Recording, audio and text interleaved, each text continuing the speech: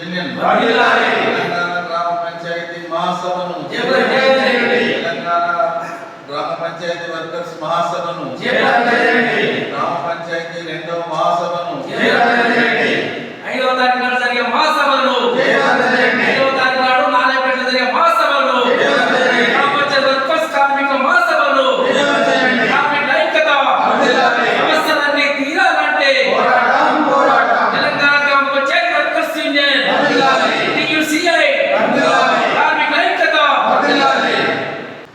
2వ మహాసభను నారాయణపేట జిల్లాలో రేపు అంటే ఏప్రిల్ 5 తారీఖు నాడు జరుపుకుంటున్నారు. వాళ్ళు అనేక సంవత్సరాల నుంచి అనేక పోరాటాలు చేసిన తర్వాత ఇప్పటి వరకు ఎటువంటి చట్టం లేదు. నాడు బ్రిటిష్ పరిపాలన పోయిన తర్వాత గ్రామ పంచాయతీలు ఏర్పడ్డాయి. గ్రామ పంచాయతీలలో ఆనాటి నుంచి ఈనాటి వరకు ఏ ప్రభుత్వం పోయినా ఎవరు పోయినా సహాయ సహకారాలు చేసి ఆ గ్రామాన్ని చిత్తశుద్ధిలో ఉంచిన పరిస్థితి గ్రామ పంచాయతీ వర్కర్స్కి. కానీ వాళ్లకు ఇప్పటి వరకు ఏ ప్రభుత్వం అధికారంలోకి వచ్చినా ఒక చట్టం తీసుకురాలేదు. కాబట్టి ఇప్పుడు వాళ్ళు కోరుతున్నటువంటి కొన్ని చట్టాలను, కనీస వేతనాల చట్టాన్ని అమలు చేయాలని చెప్పేసి, ఇప్పటికీ వాళ్లకు ఇన్సూరెన్స్ లాంటివి ఏమి లేవు, అటువంటి సౌకర్యాలు చేయాలని, ఇవన్నింటినీ ఇప్పటి వరకు 1600-500 జీతాలు ఉన్నటువంటి వాళ్ళు అనేక సంవత్సరాల నుంచి కొట్లాడడం వల్ల ఇవాళ 9500 రూపాయల జీతాలు నామినల్గా పెంచుకోవడం జరిగింది. కానీ ఆ జీతాలు కూడా అన్ని గ్రామ పంచాయతీలలో అమలు జరగలేదు.